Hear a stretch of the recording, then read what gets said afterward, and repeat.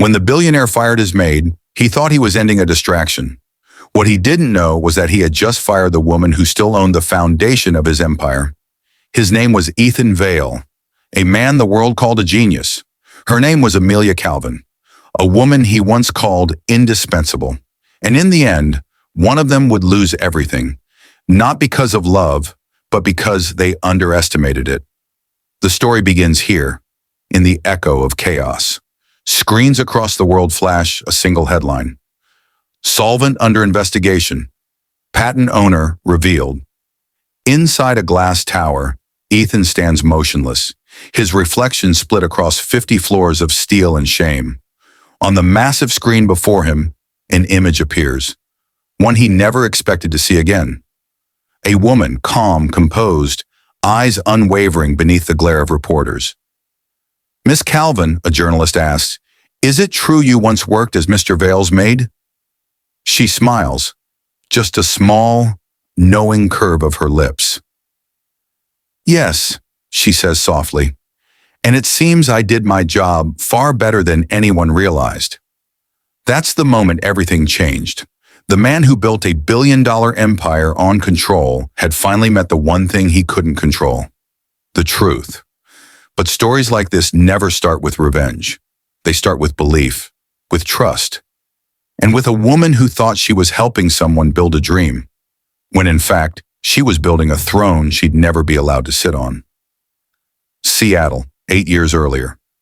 Amelia Calvin worked at the Meridian Hotel, a 5-star cage for the wealthy, where perfection was a rule, not a virtue. That morning, her supervisor sent her to handle a special guest request. The guest? Ethan Vale, a venture capitalist who just sold his third startup for nearly $500 million. When she arrived, he wasn't the man the papers described. He was barefoot, pacing, hair a mess, surrounded by open laptops and half-empty coffee cups. He'd been wrestling with an espresso machine for 20 minutes, and losing. "About time," he muttered, without looking up. "They said they were sending someone senior." "I am," Amelia replied, rolling up her sleeves. He blinked, surprised by her confidence. She fixed the machine in under 3 minutes, poured a perfect shot, and handed it to him. "You're overqualified for this," he said. "And you're under-caffeinated," she replied. He laughed, not the charming billionaire kind of laugh. Something real, something human. That was the moment their story began. 2 days later, he offered her a job. Not as a cleaner, but as his personal assistant. "Someone like you shouldn't be wasting your brain on hotel rooms," he'd said. She should have known then. He liked fixing things that didn't need fixing. What followed was 5 years of partnership, loyalty, and the kind of love that lives quietly. In the long nights, the whispered dreams, the shared exhaustion of people who build something bigger than themselves. Until one day, he decided she didn't fit his world anymore. He rewrote their story, erased her from the narrative, turned her from partner to footnote. In interviews, he called her my first maid, the one who believed in me. The world saw humility. Amelia saw humiliation, but she never corrected him, not once. Because while Ethan was polishing his legend, she was keeping something far more powerful than his approval. The paper trail of every patent, every filing, every decision she'd quietly made in his name. So when she showed up in his mansion years later, wearing a cleaner's uniform and carrying a dust rag, Ethan thought it was fate mocking him. He didn't realize fate was giving her front row seats to the collapse of his empire. And as the world soon discovered, no one cleans up messes better than a woman who once built the house. Stories like this take days of research and hours of writing to bring to life for you. If you enjoy hearing real stories of betrayal, revenge, and redemption, please take a second to subscribe. It helps us keep telling them. Before the betrayal, before the patents and the headlines, there was just a man and a woman who believed they were building something together. Seattle, 2017. Ethan Vale, 34, restless, freshly rich. He'd just sold his third startup and was already chasing the next mountain. People called him brilliant. Investors called him fearless. But behind every headline, there was a man terrified of losing momentum. And then there was Amelia Calvin, 27, the quiet backbone of the Meridian Hotel's housekeeping staff. Raised on discipline, fueled by resilience. The kind of woman who never asked for recognition, just results. Their worlds collided over a broken espresso machine and a shared sense of exhaustion. What started as a conversation about caffeine somehow turned into one about ambition. And by the time Ethan asked, "What do you really want out of life?" she realized no one had ever asked her that before. He offered her a job. She said yes, not out of naivety, but curiosity. Maybe she saw in him what she wished someone would see in her: potential. At first it was chaos. Ethan's life moved faster than anyone's could follow. 20-hour workdays, back-to-back investor meetings, half-eaten meals at midnight. Amelia stepped in and turned noise into order. She learned to read him without words. When to bring coffee, when to pull him out of a spiral, when to challenge him. He called her his ground wire, the only thing keeping his genius from burning itself out. But she wasn't just his assistant. Within months, she was drafting emails that moved millions of dollars, negotiating logistics that made or broke investor deals. He'd sign papers she prepared without even reading them. Trust came easy, too easy. They built a rhythm, him leading, her anticipating. The kind of partnership that looks professional from the outside but feels intimate in all the quiet ways. The shared exhaustion, the late-night laughter, the small, unspoken gratitude between two people chasing the same impossible dream. Then came the night that changed everything. It was 11:47 p.m. Ethan's biggest investor had just pulled $50 million in capital. He was pacing the office, hands in his hair, muttering numbers under his breath. Amelia watched silently for a moment before stepping forward. "You're trying to fix a leak in the wrong pipe," she said. He froze. "What do you mean?" "They're not scared of the numbers, Ethan. They're scared of you. They don't trust that you can lead under pressure." He blinked, stunned. "So what do I do?" "Let me write the letters," she said, "in your voice." That night, she wrote 5 investor letters that saved $400 million in assets. Each one tailored, calculated, persuasive. The firm didn't collapse. Ethan called it strategy, but deep down, he knew she'd saved him. By 2019, Vail Capital managed over $2 billion. Amelia's desk sat across from Ethan's. Not beside it, not behind it, but facing him directly. It was his idea. "We're equals," he'd said. And for a while she believed it. But equality has a strange way of disappearing when success arrives. Forbes did a cover story on him. The man who stayed calm in the storm. In the article, Ethan talked about vision, leadership, innovation. There was no mention of Amelia Calvin. When she read it, she didn't cry. She just folded the magazine, placed it in her desk drawer, and whispered to herself, "I guess staying calm means taking credit quietly."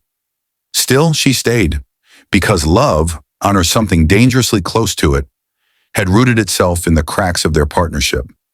Ethan started staying later at the office. So did she.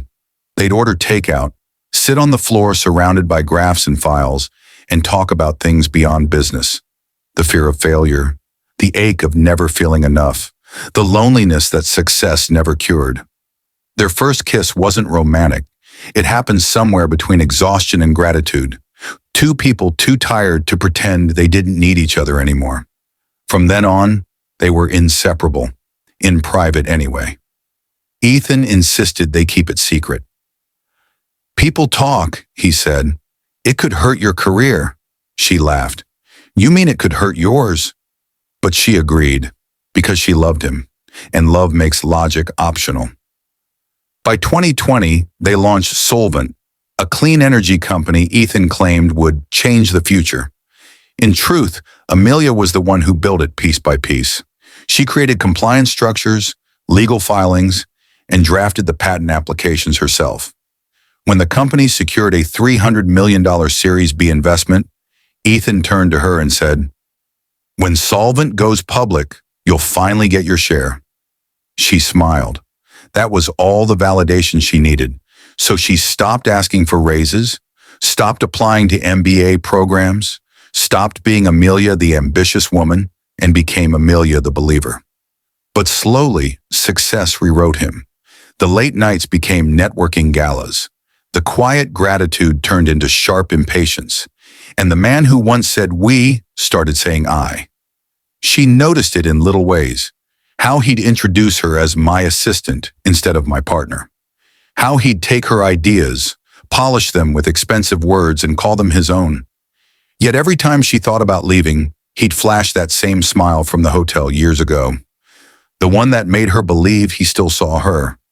In life, the wound doesn't start when someone betrays you. It starts when you realize you've been betraying yourself. By staying somewhere you've already outgrown. Amelia didn't know it yet, but she was standing at the edge of her own rebirth. All it needed was a push, and Ethan Vale was about to give it to her. If you were in her position, the quiet force behind someone else's empire, would you forgive them for stealing your light, or would you fight to take it back? Tell us in the comments, because Amelia Calvin was about to find her answer. For years, Amelia believed loyalty would protect her. She thought hard work could soften ambition, and love could survive in the shadow of success. But success doesn't just change people, it edits them. By early 2020, Solvon Energy was the darling of Silicon Valley. Clean tech, bold ideas, billions in potential. Ethan Vale's name filled the headlines, and his once humble story was suddenly a brand. He stood on stage at the Green Innovation Summit, the spotlight catching the edge of his custom suit, and declared, this company was built from nothing but a vision and relentless work. The crowd roared. Amelia watched from the side of the stage, her badge labeled Operations Support. She clapped with everyone else, even as her stomach twisted at the word nothing. Later that night, she found him on the balcony of their hotel suite, city lights painting him in golden glass. You said you'd mention the team, she whispered. He exhaled, impatient. It's PR, Amelia. People need a single name to follow, and that name has to be yours? He turned, eyes sharp. Someone has to lead. That was the first time he didn't sound like a partner. He sounded like a king explaining power to his servant. A month later, the world slowed down. Markets trembled, flights were grounded, and the pandemic tested every business built on hope. Investors called daily. Contracts fell apart overnight. Ethan snapped under the pressure, angry, volatile, sleepless. Amelia held the company together with spreadsheets, late-night calls, and the kind of composure born from chaos. She watched him crumble behind his polished interviews, smiling for CNBC while she fixed the numbers that made him look brilliant. But every time he praised her in private, he erased her in public. Then came Clara Hensley. Stanford MBA, glossy resume, perfect smile. Ethan introduced her as the new chief operations officer. Amelia's stomach dropped. I thought I ran operations, she said quietly. You'll still be essential, he replied without meeting her eyes. Clara was everything Amelia wasn't allowed to be. Visible, sophisticated, unafraid of being seen beside him. Within weeks, Clara was in meetings that Amelia had built. Within 3 months, she was sitting where Amelia once sat. Rumors spread fast in circles powered by money. Ethan and Clara were visionary partners. The gossip columns called them the golden couple of green tech. Every photo hurt, not because of jealousy, but because it confirmed something deeper. He'd rewritten history again. Amelia became invisible in her own creation. Her badge was downgraded, her access revoked. Even her emails began bouncing back with a cold message. Recipient no longer authorized. The message that ended everything arrived on a Thursday afternoon. You've been incredible, Amelia, but I can't mix personal and professional anymore. I'll make sure HR takes care of the details. No signature, no goodbye, just business. A week later, HR called her in. A conference room with no windows, an NDA on the table, and a smiling legal officer rehearsed the words, "You're part of a restructuring." Her severance, 6 weeks' pay. Her silence, legally binding. She signed. Not because she agreed, but because fighting a billionaire in his kingdom wasn't survival. It was suicide. When the elevator doors closed behind her, Amelia didn't cry. She pressed her hand against the folder in her bag, the only proof she still existed in that company. A copy of every patent she'd filed, her name typed neatly beside his. She told herself she was keeping them for closure. She didn't know yet they'd become her weapon. For months, she disappeared, rented a small apartment near the pier, started freelance work, drafting contracts for small startups. It wasn't glamorous, but it was honest. Her name on every page this time. Still, nights were hard. She'd catch interviews of Ethan and Clara laughing together on financial podcasts, talking about their company. Each smile felt like a theft she couldn't report. 2 years passed. Then one evening, an email arrived from an unknown address. Did you know your name is still listed on Solvent's original patents? At first, she thought it was a mistake. Then she checked the federal database herself. And there it was, black and white. Amelia Calvin, co-inventor. Her breath caught. She stared at the screen until it blurred. All this time, Ethan's billion-dollar empire stood on paperwork that still bore her name. And because no formal assignment agreement had been executed during her informal hiring, the rights hadn't been transferred to the company. She didn't smile. She just whispered. I guess the maid forgot to finish cleaning up. That night, she opened a new folder on her desktop. Title, Foundation Files. Inside it, she began collecting everything. Emails, drafts, signatures, timestamps. Proof that she hadn't just worked for Ethan Vale. She had built him. But fate wasn't done twisting the knife. 2 days later, her cleaning agency called. They had a high-profile client requesting temporary staff, an address in Bellevue. The name on the form, Ethan Vale. Amelia almost laughed. She could have said no, should have said no, but something inside her, quiet, steady, whispered, Go. See if he's changed, and if there's any loose end you can use as evidence. The mansion was new. Marble, glass, arrogance. She wore a uniform that smelled faintly of bleach, the same scent her career had begun with. Ethan was on the phone when she entered, pacing, furious. If this leak gets out, we're finished. Find out who talked to the press. When he turned, the color drained from his face. Amelia, she smiled politely. Good morning, Mr. Vale. He blinked, stunned. You work here? Temporarily, she said. Funny how things circle back, isn't it? For a long moment, silence filled the marble hall. Then he muttered, This is inappropriate. I'll call the agency. He did. And by evening, she was fired again. But as she walked out those glass doors, sunlight catching the edge of the folder in her hand, Amelia wasn't angry. She was ready. Because Ethan Vale still believed he'd erased her. He didn't realize she'd just been promoted, from assistant to witness, and soon the whole world would see exactly who built his empire. Would you ever go back to confront someone who betrayed you, just to watch them face the truth? Be honest. What would you do?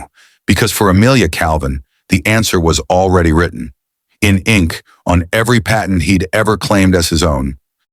After years of silence, Amelia finally had proof.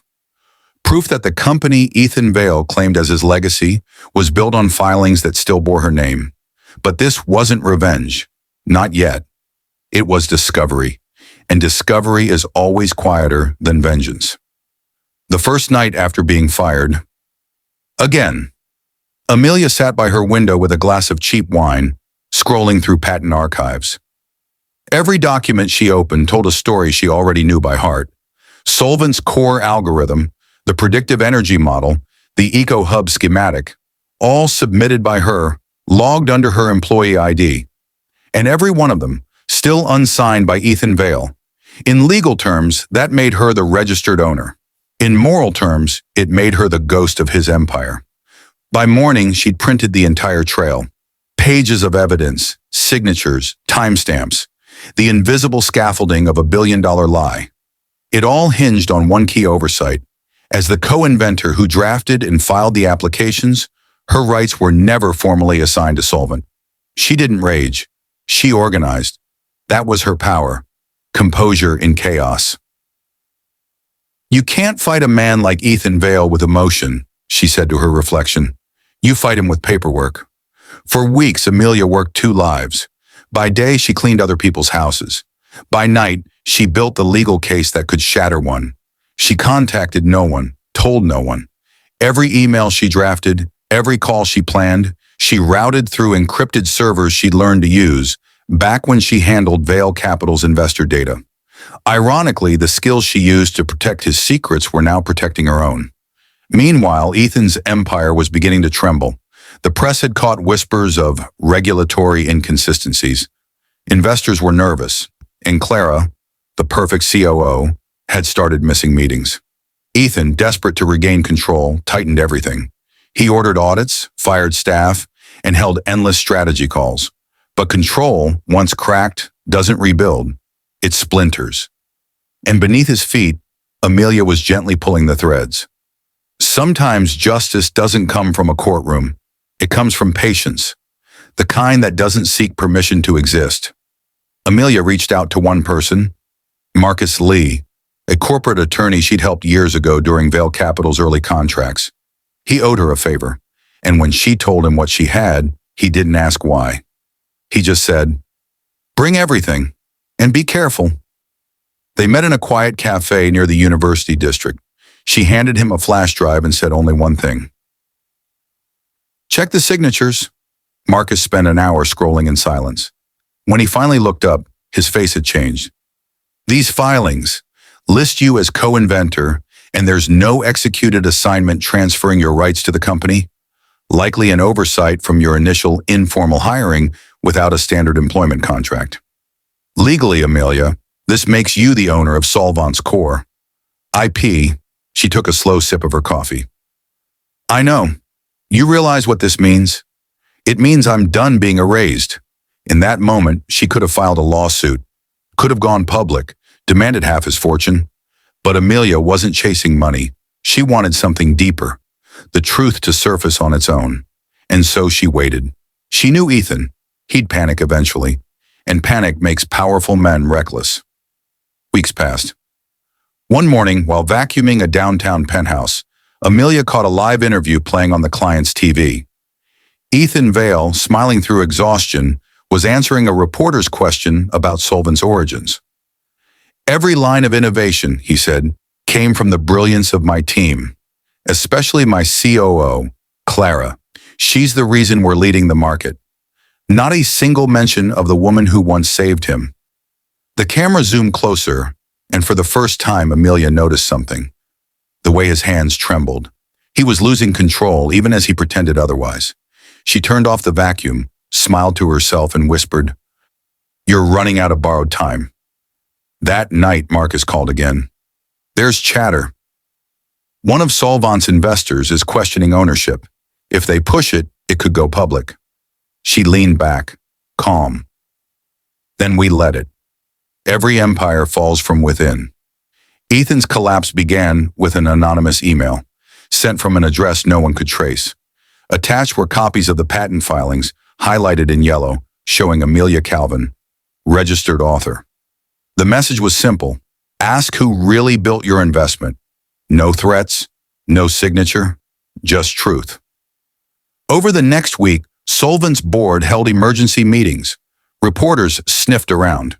Ethan barked at his lawyers, but they couldn't bury a name already written into law. Behind closed doors, his empire began to crack. Not from attack, but from accountability. Amelia watched it unfold from her small apartment, every news update reflecting a piece of the justice she'd built by hand. But she wasn't celebrating, not yet, because she knew Ethan. He'd fight until the last light went out, and she was ready for him. Late one night, a knock came at her door. When she opened it, she found an envelope. No return address, just her name typed neatly. Inside was a single sheet, a legal summons from Solvent Energy's counsel. Ethan Vail was suing her for defamation and breach of contract. Her laugh was quiet, almost sad. So that's how it's going to be. She placed the paper on her desk, opened her laptop, and began writing her response. A calm, clinical dismantling of every accusation. For every lie he'd told publicly, she had a document waiting. It wasn't a counterattack, it was preparation. Because Amelia knew something Ethan didn't. The truth wasn't on her side, it was her side. In another part of the city, Ethan was losing sleep. His team whispered behind closed doors. Clara avoided his calls, and a rumor spread across investor circles that the woman he'd once called my maid was about to become the most powerful person in his company. He called his lawyer in a panic. "We need to settle this, quietly, but some storms can't be settled. They have to run their course." For 5 years, Amelia had lived in Ethan's shadow, invisible, underestimated, the woman who made brilliance possible. Now, as his empire trembled, she wasn't angry anymore. She was patient, and patience in the hands of the wronged is a weapon far sharper than revenge. Do you think she should expose him publicly, or walk away knowing the truth was enough? Tell me what you would do. Because Amelia Calvin was done waiting, and her quiet justice was about to go viral. Some storms don't start with thunder. They begin as whispers, small, careless words passed in glass offices and private group chats. But whispers have gravity. They roll downhill until they become headlines. And the headline that morning carried 5 words Ethan Vale never wanted to see. Former maid owns solvent patents. At first, his PR team laughed. They said it was a smear piece, clickbait, gossip. But by noon, the story was everywhere. Repeated, dissected, verified. And behind every repost, every angry comment was one name: Amelia Calvin. Investors panicked. Regulators called emergency meetings. Board members whispered about damage control. And Ethan Vale, the man who once dictated the market's mood with a single tweet, was suddenly the one being deleted. His empire was no longer a fortress. It was a house built on misfiled paperwork and arrogance. Friday, 8 a.m. Solvent headquarters glowed behind mirrored glass. The board had convened an emergency session. Outside, camera crews gathered like vultures. Someone had leaked the guest list. One name stood out among the executives and lawyers: Amelia Calvin. Inside, Ethan paced the length of the room, hands shaking around his phone. "We settle this before she arrives," he barked. "Money, equity, NDA, whatever it takes." His counsel hesitated. "Sir, she's already here." The doors opened. She walked in, calm, composed, carrying a plain brown folder. No security entourage, no lawyers, no fury. Just the quiet confidence of someone who knows the truth no longer needs volume. For a full 5 seconds, no one breathed. Ethan's smirk collapsed into disbelief. He'd imagined this meeting 100 ways, but not like this. Not with her standing there, steady as stone. She placed the folder on the polished table. "Everything you built," she said, "rests on my signature. I'm not here for revenge, Ethan. I'm here for acknowledgement." He tried to laugh, but it came out brittle. "You were a contractor. You followed directions." "No," she replied, eyes unwavering. "I gave directions. You followed them." The room fell into silence thick enough to hear the air conditioning hum. She opened the folder, neat stacks of documents, color-coded tabs, dates, serial numbers, digital timestamps. Every page a fingerprint of her invisible labor. Board members leaned forward, reading faster, eyes widening. One muttered, "Her name's on the core filings." Another whispered, "These patents were never reassigned." Ethan's voice cracked. "She's lying. These were provisional." Marcus Lee, the attorney she'd quietly trusted, stepped forward from the corner of the room. "They're authentic. I verified them through the federal database." The truth landed like thunder. Ethan's empire had been built on her paperwork. Amelia didn't gloat. She didn't raise her voice. She simply looked at him, the man who once said she was just a maid, and said, "You fired me because I reminded you of what you used to be. Hungry, honest, human." Her calm frightened them more than rage ever could, because when a woman no longer needs to win, she's already free. Somewhere outside the conference room, a phone recorded everything.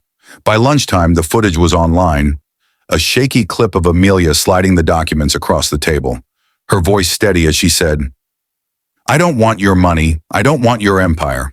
I just want the truth to live somewhere you can't edit it." Within hours, it had 10 million views. Number sign Amelia Calvin trended worldwide. Articles labeled her the invisible founder. Others called her the woman who broke the billionaire. Ethan's PR team scrambled, but every denial he posted only amplified her proof. Receipts don't argue, they exist. Reporter 1. Who really owns Solvent's technology? Reporter 2. Did Ethan Vale exploit his former employee? Reporter 3. Tonight at 9, how a Maid rewrote Silicon Valley's power story. By sunset, Solvent's stock had dropped 42%. Board members fled, sponsors withdrew, and the same magazines that once worshipped Ethan's genius now dissected his downfall frame by frame. While the world devoured the scandal, Amelia didn't watch the chaos unfold. She brewed tea, opened her window, and let the cold evening air wash through her apartment. She wasn't angry anymore, just still. Because sometimes the loudest justice is the kind that doesn't require applause. She had her name back. That was enough. 3 days later, Ethan called. She let it ring out. He emailed instead. We need to talk. I want to make this right. Her reply was short. You can't fix what you erased. Then she muted his address forever. The following week, Ethan faced the press for the first time since the exposure. No teleprompter, no applause, just consequences. He stepped up to the podium, dark circles beneath eyes that had once glowed with confidence. I made mistakes, he said. I failed to credit those who built Solvent beside me. I lost sight of integrity in pursuit of success. He didn't say her name. He didn't have to. Every journalist in the room already knew it. Behind the cameras, his board drafted an announcement. Ethan Vale, founder, visionary, billionaire, was stepping down indefinitely. Clara Hensley, the polished COO who once replaced Amelia, resigned 2 hours later. The fairy tale had evaporated, and in its place stood the truth. Bare, uncomfortable, irreversible. Across town, in her small office overlooking the bay, Amelia watched the broadcast alone. No champagne, no victory speeches, just the steady hum of her old laptop and the sunlight reflecting off the folder now framed on her desk. It wasn't triumph she felt, it was closure. For the first time in years, her name and her work existed in the same sentence again. She whispered to herself, You fired your maid, Ethan. But you forgot she built the house. The internet turned her into a legend. TED Talks requested interviews. Universities quoted her story in ethics classes.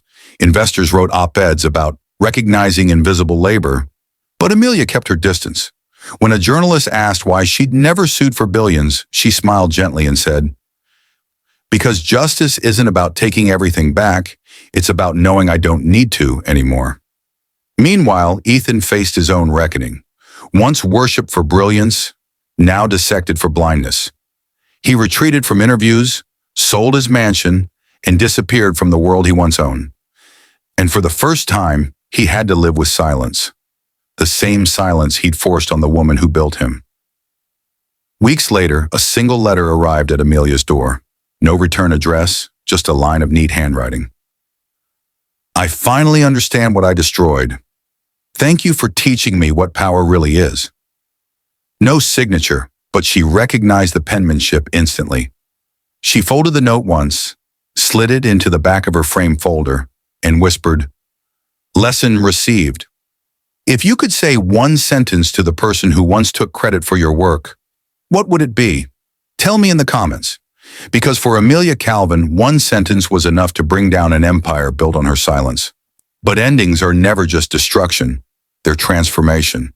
And in the ruins of Ethan Vale's empire, a new beginning was already waiting to rise. When an empire falls, it doesn't collapse in a single sound. It unravels slowly, in unanswered calls, canceled meetings, and the quiet terror of realizing that power was never really yours to begin with. That's what happened to Ethan Vale. The man who once lit up entire markets with a sentence now couldn't get a single investor to return his emails. Every time his phone rang, it wasn't opportunity. It was consequence. Lawyers, journalists, investigators. He spent his days pacing the empty halls of a house that felt too big for one man. The portraits on the walls, magazine covers, gala photos, All stared back like ghosts of someone he no longer recognized. Some nights he'd pour himself a drink and watch old footage, launch events, award speeches, moments when he believed the myth he'd built.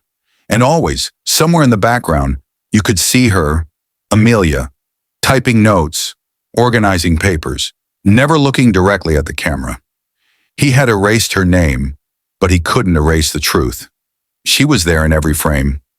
Across town, Amelia's life was quiet.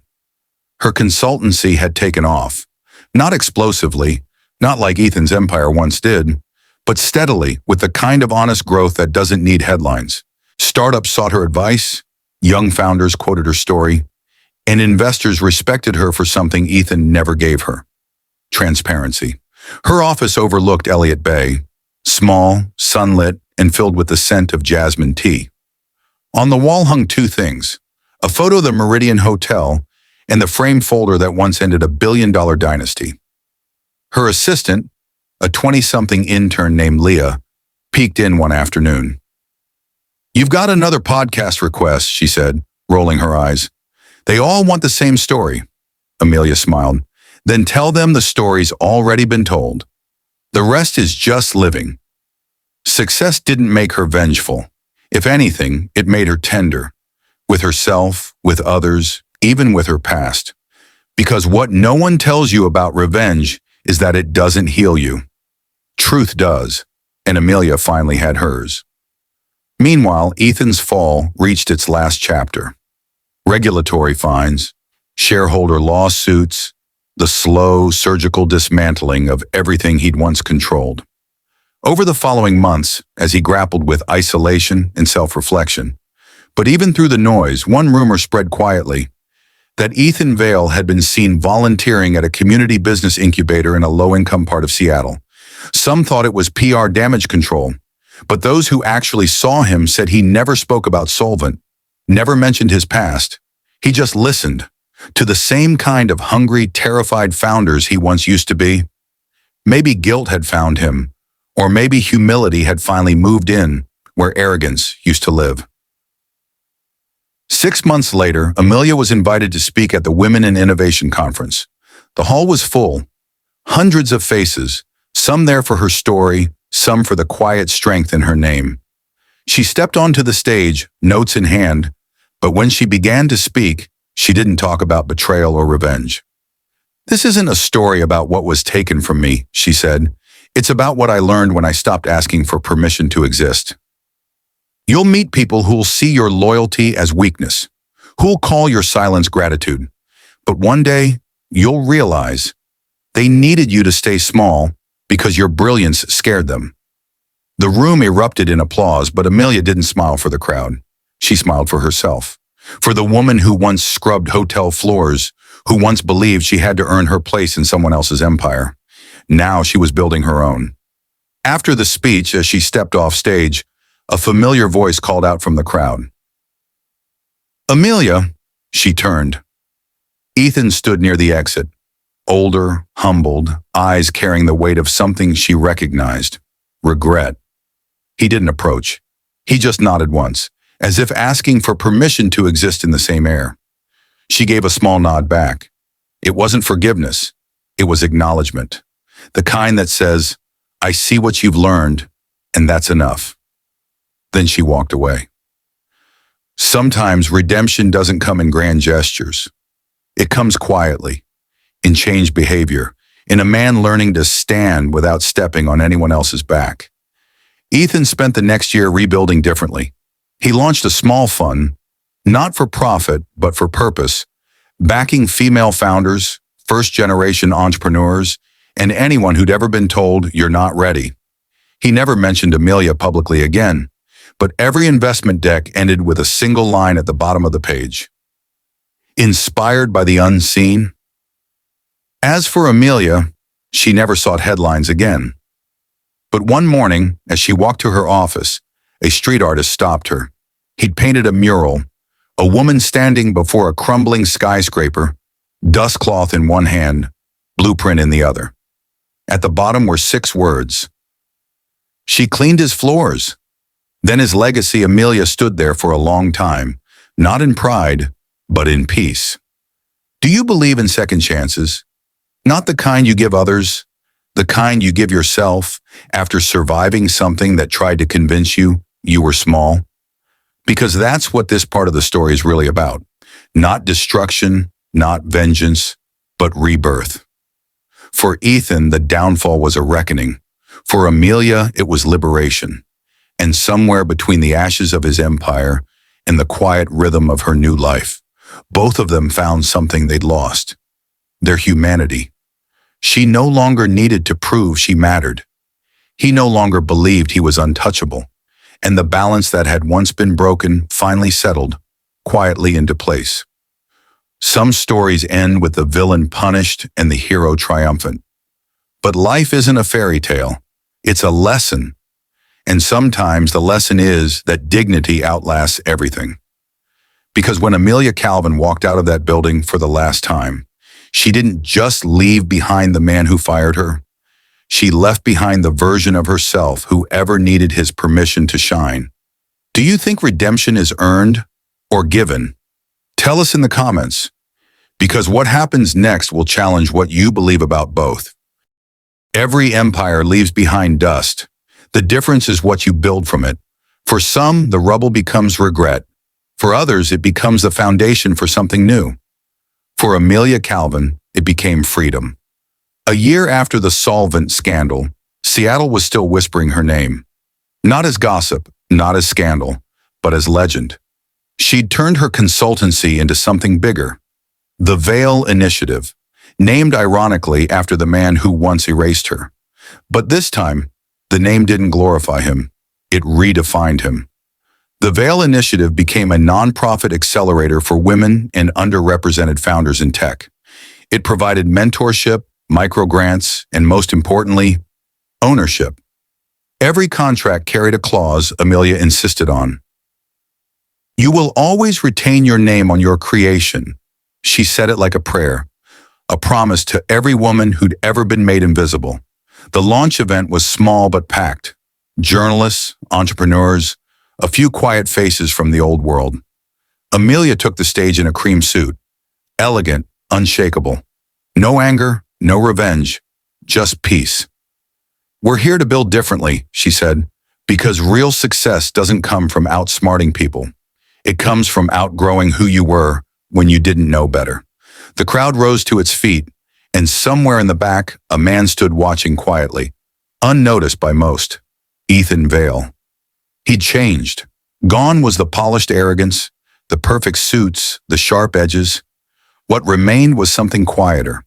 A man stripped of his myth, left only with his humanity after a year of quiet reckoning and therapy sessions he never publicized.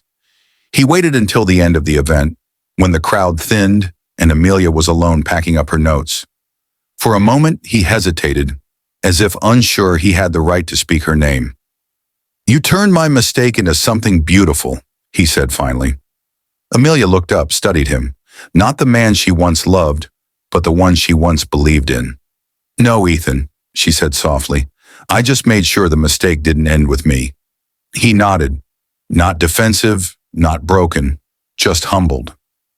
Then he reached into his pocket and handed her an envelope. It's the last of what I owe you, he said, and something you built that I never finished. Inside was a legal deed, the transfer of Solvant's remaining intellectual property rights to the Veil Initiative.